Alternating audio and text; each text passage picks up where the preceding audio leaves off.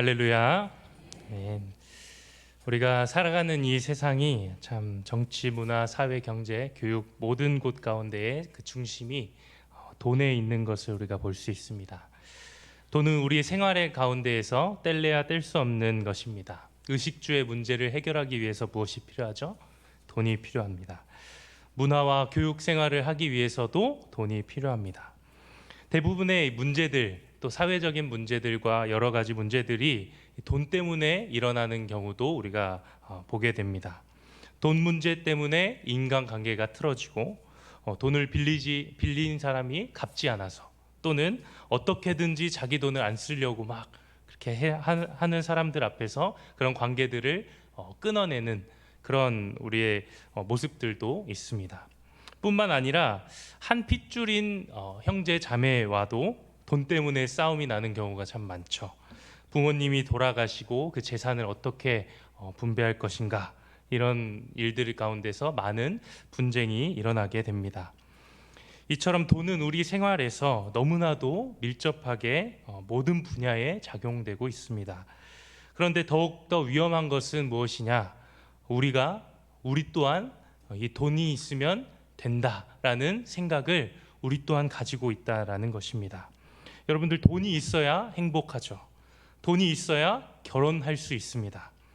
청년들에게 연애를 교제하고 있는 청년들에게 물어보면 언제 결혼 계획이 있느냐 물어보면 뭐라고 얘기합니까?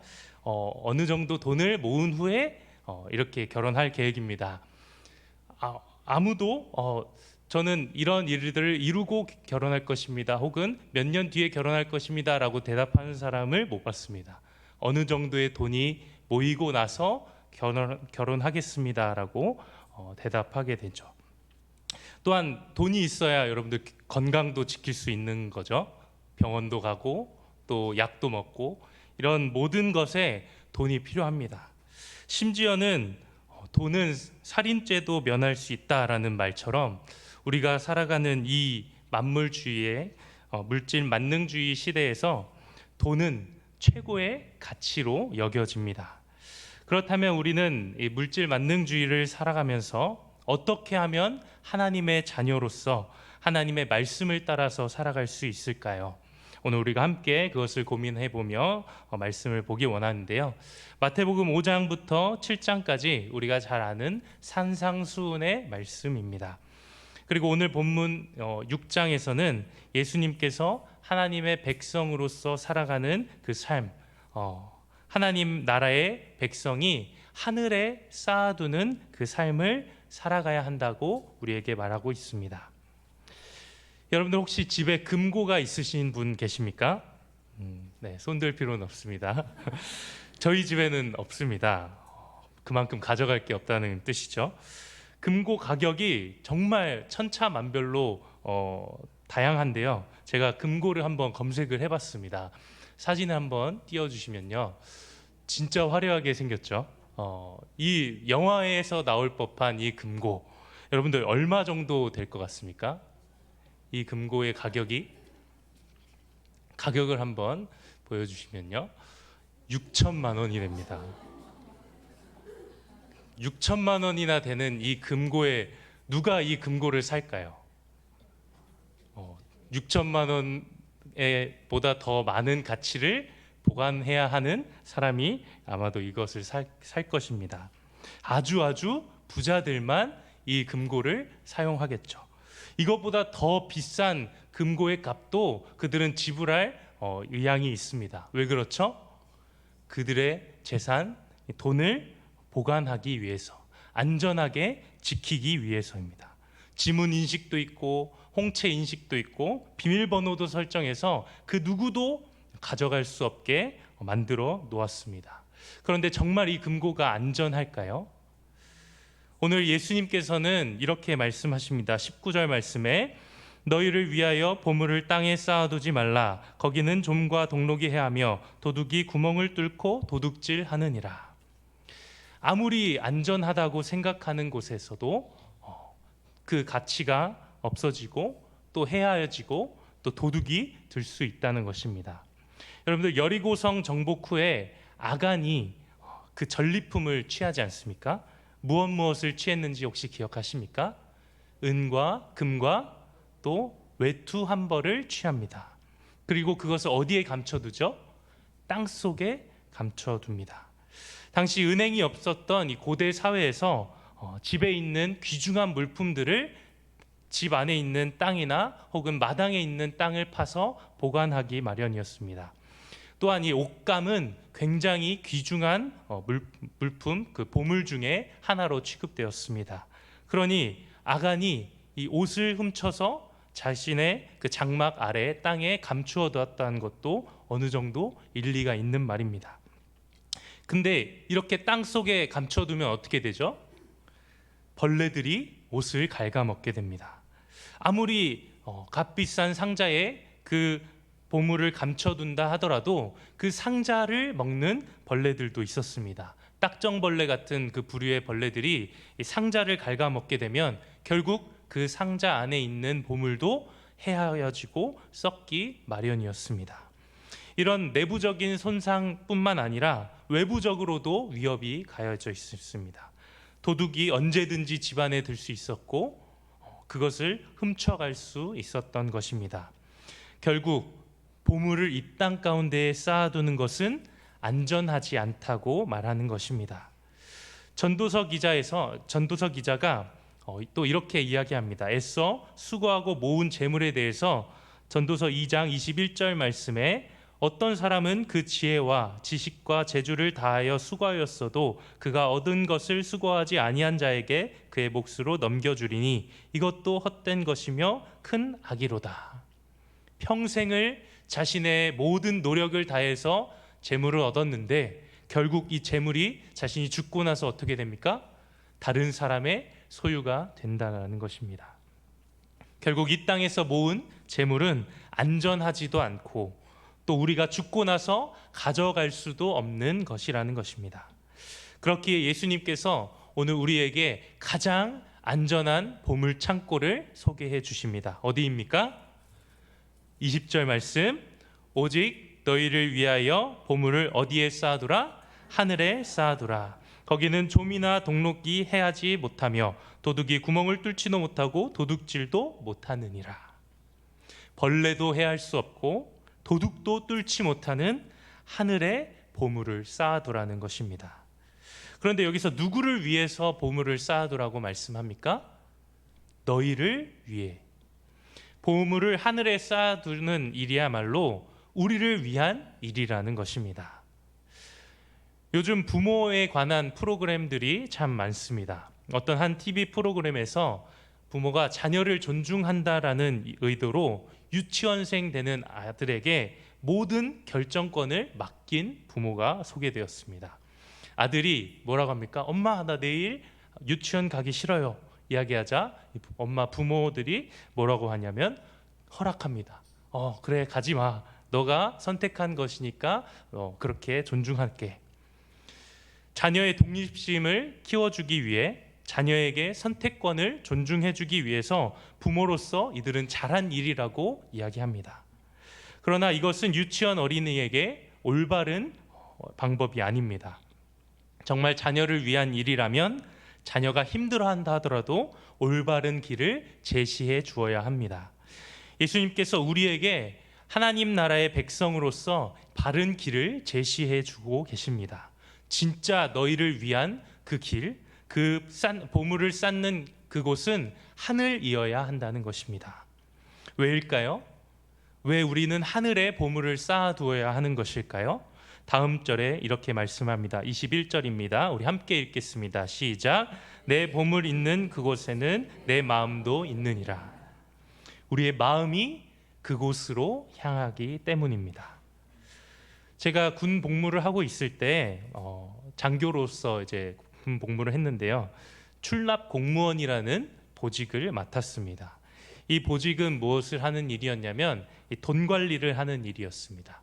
주로 은행에 가서 돈을 또 출금하기도 하고 입금하기도 하고 이런 은행과의 소통이 필요했던 보직이었습니다. 그러니까 하루는 은행에 갔는데 은행 직원이 저에게 상품을 하나 소개를 해 주었습니다. 혼합형 펀드라는 상품, 다소 위험이 적다고, 부담이 적은 상품이라고 소개해 주었습니다. 그리고 이 상품은 지금 꾸준히 올라가고 있어서 안전하다 말했습니다. 저는 긴가민가 했지만 당시에 주식 열풍이 불었기 때문에 이곳에 100만 원을 넣었습니다. 주식은 가지고 있으면 그냥 오른다니까, 장기적으로 그냥 가지고만 있자, 이런 마음으로 했는데 그날 이후로부터 어떻게 되었을까요? 수익률이 갑자기 마이너스가 막 되는 거예요. 많은 돈을 잃진 않았지만 100만 원이었던 돈이 97만 원, 95만 원, 92만 원 이렇게 떨어지는 걸 보면서 엄청 많이 떨어지지도 않고 그렇다고 올라가지도 않았지만 결국 이것을 보면서 안 되겠다, 해지해야겠다 싶었습니다. 5, 6만 원 정도의 손해를 보았고, 이것을 경험 삼아 내 보물이 있는 곳에 마음이 있다는 것이 어떤 뜻인지를 좀 깨달았습니다. 예수님께서 내 보물이 있는 그곳에 내 마음이 있다라고 말씀하시는 것은 우리의 마음이 있는 그 보물이 있는 곳에 우리의 마음을 자꾸 분산시켜지게 된다는 것입니다. 우리의 마음이 우리가 소중하게 여기는 그곳 가운데에 자꾸만 향하게 되어 있다는 것입니다. 우리가 이 땅 가운데서 보물을 쌓는 일이 우선되어 있다면 우리의 마음이 이 땅에 머무를 수밖에 없습니다. 잠언 기자가 마음에 대해서 이렇게 말합니다. 잠언 4장 23절에 모든 지킬 만한 것 중에 더욱 내 마음을 지키라. 생명의 근원이 이에서 남이니라. 결국 예수님께서는 우리의 마음을 영원하지 않은 이 땅에 두는 것이 아니라 영원한 하나님의 나라, 그 생명의 영원한 나라에 두라 말씀하고 계십니다.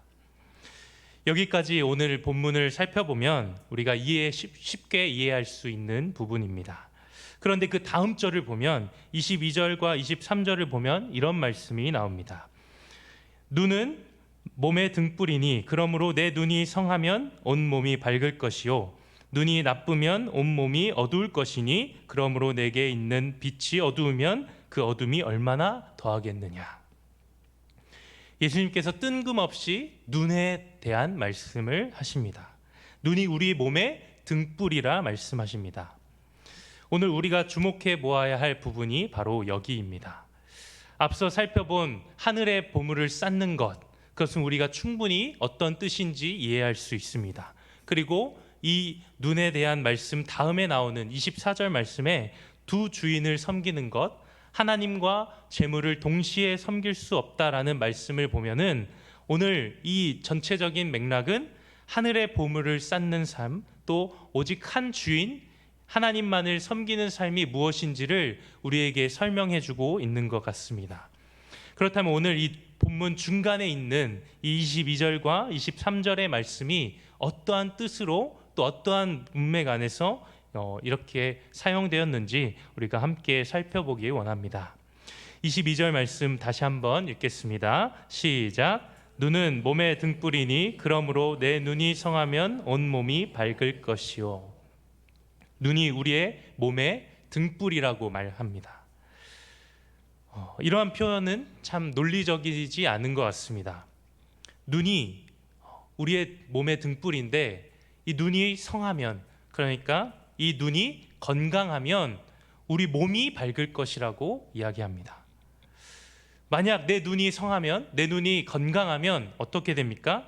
내가 밝아지기보다 내가 보는 대상, 내가 보는 사람이 밝아지기 마련입니다. 눈이 건강하면 사물이 잘 보이고 사람이 잘 보이는데 오늘 이 말씀에서는 눈이 성하면, 건강하면 내 몸이 밝아질 것이다 말씀합니다. 만약 이 말씀대로라면 눈이 나쁘신 분들, 또 백내장에 걸리신 분들이 참 억울할 것 같습니다. 그러나 이 말씀은 논리적이기보다 윤리적인 뜻을 포함하고 있다는 것입니다. 그렇다면 성한 눈, 건강한 눈은 어떠한 눈일까요? 당연히 잘 보이는 눈을 말하는 것입니다. 여러분들, 잘 보이는 눈은 어떠한 눈일까요?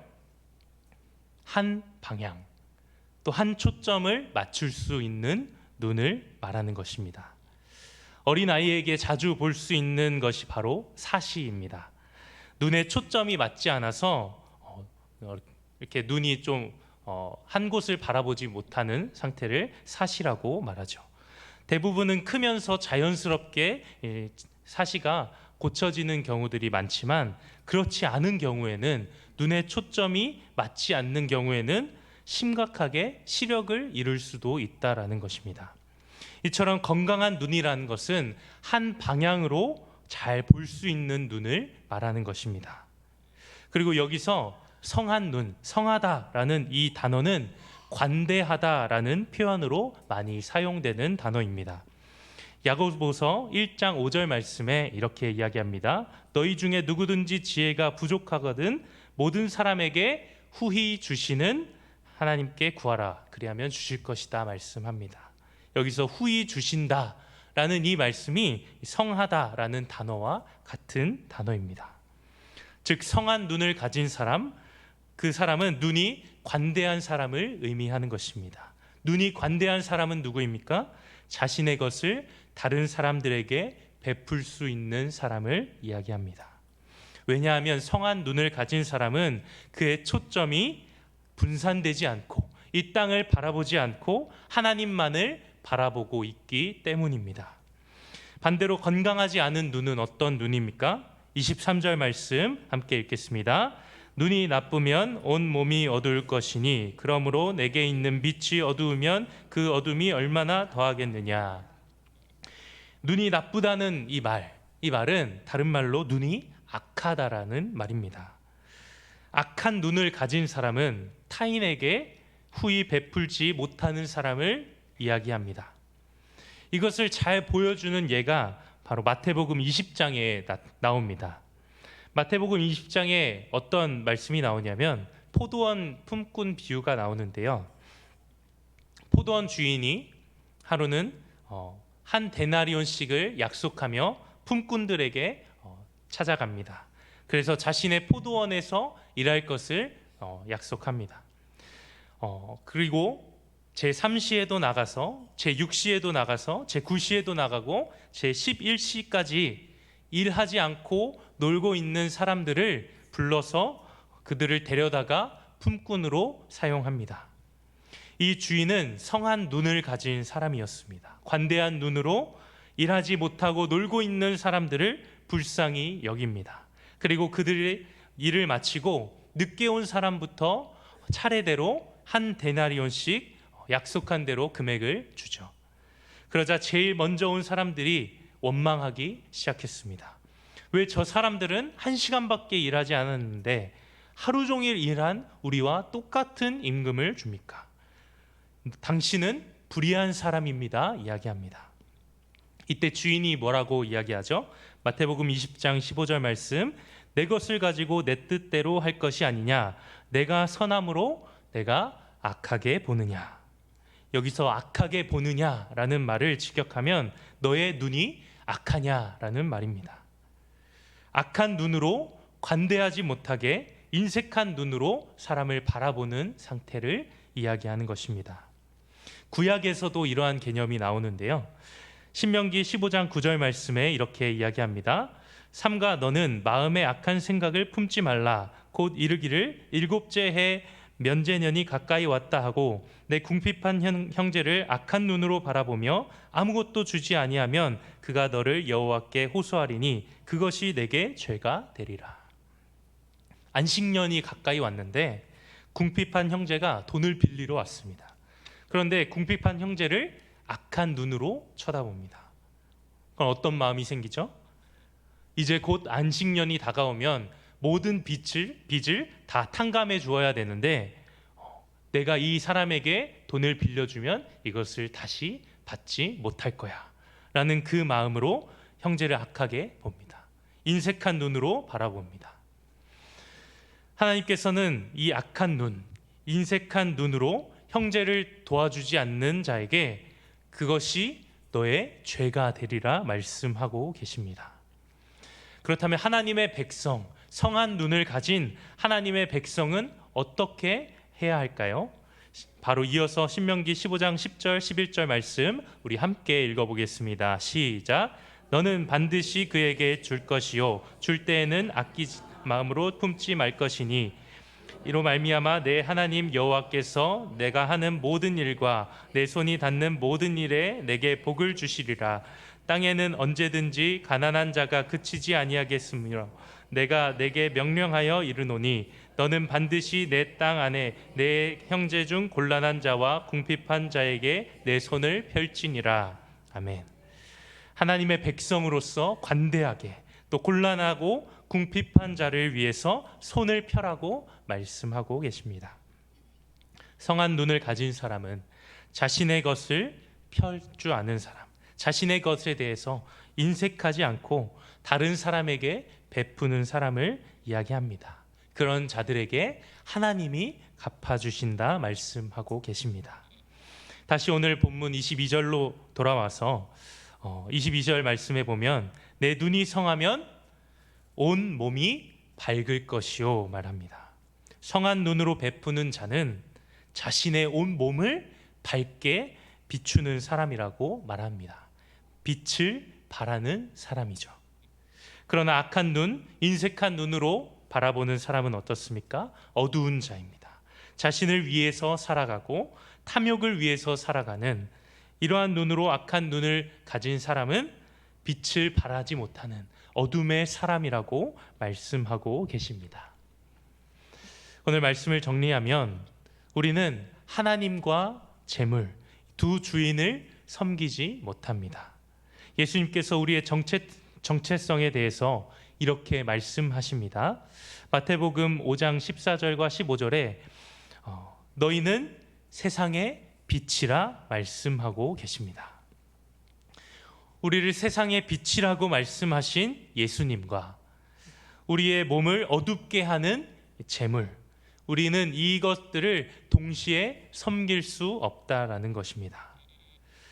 보물이라는 이 단어가 참 재밌는 것이 데사우루스라는 이 단어는 본래 보물을 가리키는 것이 아니라 보물을 보관하는 상자, 보물을 보관하는 그 보물 창고를 말하는 단어입니다. 그런데 나중에 이 의미가 발전되면서 보물 그 자체를 가리키는 말로 발전되었습니다. 혹시 우리의 삶이 이렇게 변화되고 있지는 않은지 우리가 한 번 더 점검해 보았으면 좋겠습니다. 그 무엇보다 바꿀 수 없는 보물과 같은 하나님, 그 하나님 자체를 우리가 바라보며 살아가는지, 혹은 하나님이 주신 그 물질이 우리의 보물되어서 우리의 눈이 변질되어서 이 땅 가운데 우리의 눈을 두며 우리가 이 땅에 보물을 쌓아두는 삶을 살아가고 있지는 않은지 우리가 우리의 자신을 한 번 더 점검해 보기를 소망합니다.